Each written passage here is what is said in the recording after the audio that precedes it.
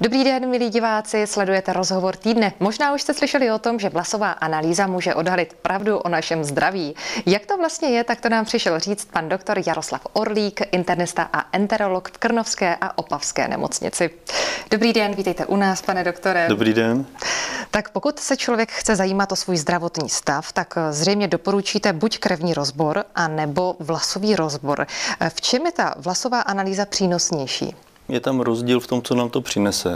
Vyšetření krve má hlavní smysl u nemocí akutních, zatímco ten rozbor vlasů nám dává odpověď u chronických nemocí, anebo preventivně, pokud člověk chce něco udělat pro svoje zdraví. To znamená, ten nejlepší příklad: jsem zdravý, je mě 20 let, 30 nebo 40 a chci být zdravý další 20, 30, 40 let. Co mám pro to udělat? Na to dá odpověď spíše rozbor prvků ve vlasech než běžné laboratorní vyšetření krve. Pojďme si popsat, jak probíhá ta samotná analýza. Ten postup je takový, že člověk, který se rozhodne pro vyšetření analýzy prvků ve vlasech, tak nejdříve potřebuje vypsat takovýhle dotazník. Máme k tomu dotazník, který slouží zároveň jako průvodní list do té laboratoře. A potom se odstříhnou vlasy. Ty vlasy stříháme z týlní oblasti a měly by být dlouhé 3-4 cm. Potřebujeme jich dostatečné množství, to znamená zhruba polévkovou lžíci, ano, aby ta laboratoř byla schopná ty prvky vyšetřit, protože těch prvků jsou tam opravdu velmi malá stopová množství.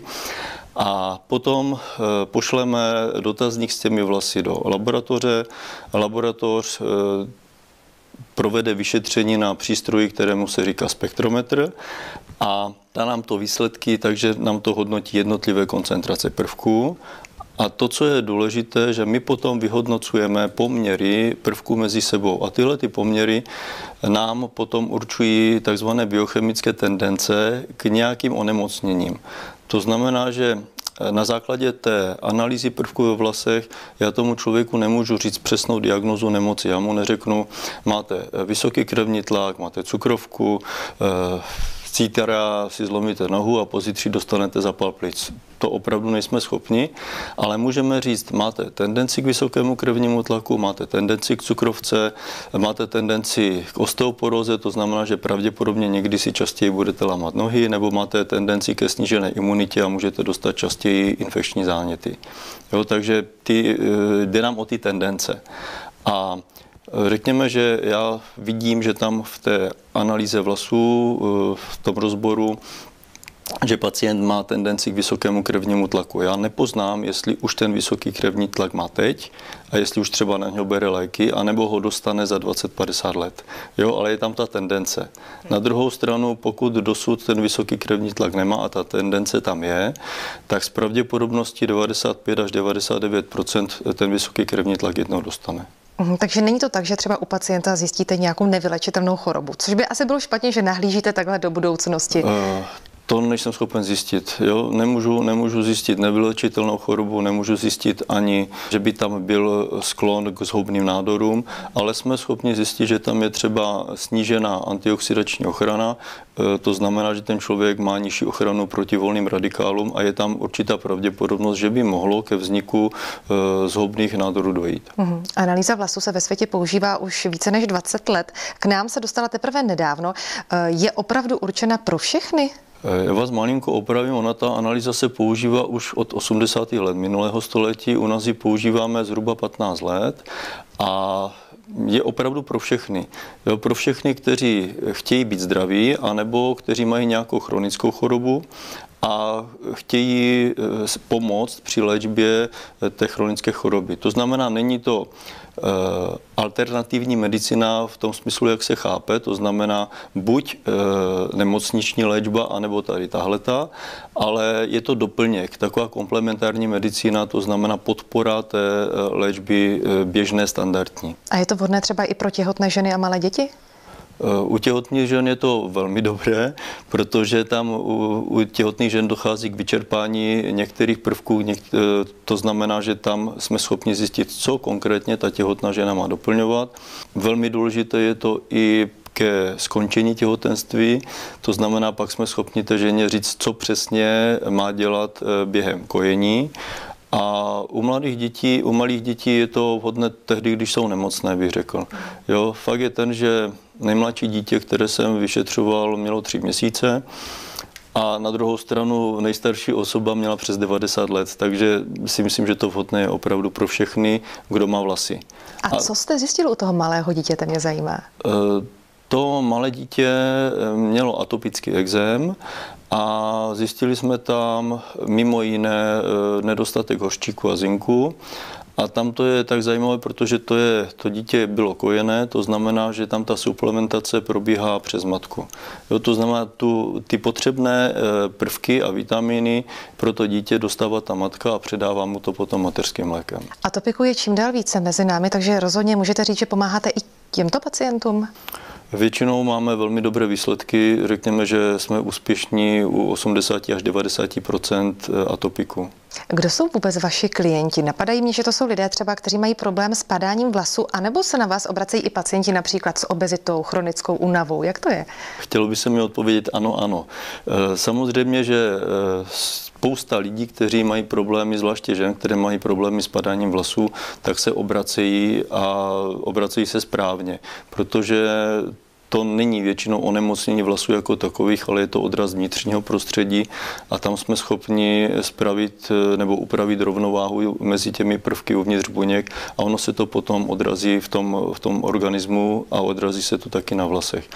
Ale já bych řekl, že úplně stejně důležité nebo důležitější jsou lidé, kteří třeba mají ten chronický únavový syndrom nebo se necítí úplně dobře, necítí se úplně zdravě a standardní medicína v nemocnici jim nedá tu správnou odpověď. A pak je tam ještě třetí kategorie lidí, kteří mají chronickou nemoc a chtějí podpořit tuhletu léčbu. A čtvrtá kategorie lidí, to jsou ti zdraví, kteří chtějí preventivně něco pro své zdraví dělat. Ví, že do svého zdraví, abych byl zdravý, musím něco investovat a pak si nechají vyšetřit vlasy a my můžeme doporučit, jak se mají chovat, když chtějí být teda zdraví dlouhodobě. Tak dejme tomu, že tedy se rozhodnu vás navštívit. Mám se na to nějak připravit, například nemít vlasy šampónem, nebo co můžu pro to udělat? Naopak, den předem byste si měla ty vlasy umýt šampónem, ale už tam nedávat kondicionér. Druhá věc je, ty vlasy nesmí být barvené.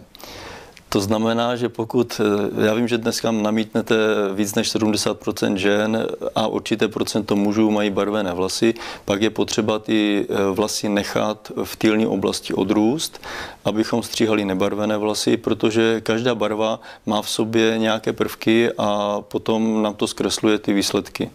Co když navštěvuju chlorovaný bazén? To až tolik nevadí.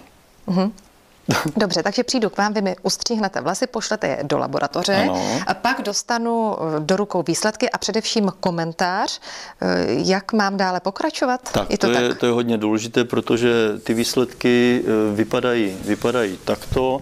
Dostanete vytištěný celý soubor nebo sešit a jsou tady jednotlivé koncentrace stopových prvků.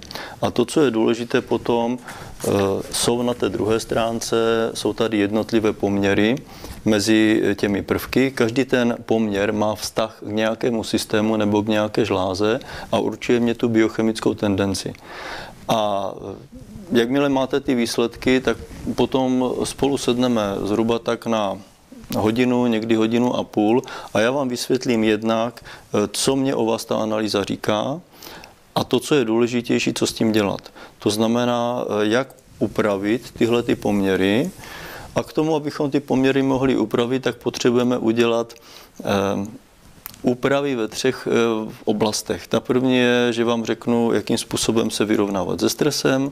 Ta druhá je, jakým způsobem upravit váš způsob stravování. Nebudeme se bavit o dietě, ale o způsobu stravování. A potřebujete k tomu i nějaké doplňky stravy, to znamená, potřebujete nějakou kombinaci prvků a vitaminu, abychom ty poměry mohli srovnat. Který z těch prvků je pro naše tělo nejdůležitější? Napadá mě třeba hořčík, vápník. Jak to vidíte? Já myslím, že tohle to vám nedokáže zodpovědět vůbec nikdo, protože každý z těch stopových prvků je pro nás důležitý. Samozřejmě, že můžeme se bavit o rozdělení na makro a mikropprvky. Těch makropprvků potřebujeme hodně: vápník, hořčík, železo. To určitě ano, a tam ty nedostatky jsou vidět poměrně rychle, ale každý ten prvek má určitou úlohu. Třeba zinek je součástí více než 200 různých enzymatických procesů. Jo, takže i nedostatky těch dalších prvků, které nemáme až v takovém množství v těle, se nám dokáže odrazit na našem zdravotním stavu. Předpokládám, že s touto metodou máte velmi slušné výsledky. Jaké problémy odhalujete nejčastěji pomocí této metody? Já bych řekl, že v dnešní době opravdu nejčastěji vidím nedostatek hořčíku. Hodně častý je nedostatek zinku, ale to, co z mého pohledu je důležité, že mě to naučilo ještě více, než jsem se díval jako internista na člověka, na pacienta jako na celého člověka, tak vnímat právě i tímhletím způsobem člověka jako celek, jako jednotlivý orgán. To znamená, že tady nejde o nějaké izolované doporučení typu máš-li vysoký krevní tlak, potřebuješ tenhle ten lék nebo tenhle ten prvek, ale to doporučení je opravdu komplexní. A jak dlouho se čeká na výsledky a jak je to s financováním této metody? Výsledky v současné době obvykle dostanete zhruba za 4 týdny. Vyšetření nehradí zdravotní pojišťovna, takže i s mojí lékařskou konzultací ta analýza vás přijde na 3 000 korun. Je potřeba ale počítat s tím, že součástí toho doporučení bude i doporučení na určité doplňky stravy, které samozřejmě taky pojišťovna nehradí a zase si ten klient je kupuje sám. Jak dlouho máte ty klienty v péči a kdy je pak předáváte do toho normálního života? Já ty klienty nikdy nepřebírám do své péče. Jo, to znamená, že klient zůstává v péči ošetřujícího lékaře, protože já dávám doporučení jenom ke stávající léčbě, takže s klientem se potkám jednou nebo dvakrát, záleží na tom, jestli se potkám na to první ostřížení vlasů, dám určité doporučení a pak jsme v kontaktu spíše, řekl bych, mailovém nebo telefonickém. Pokud ten klient potřebuje, tak samozřejmě můžeme se na mě obrátit i dál v kontaktu osobním. Kontrolní analýzu prvků ve vlasech doporučujeme zhruba za rok.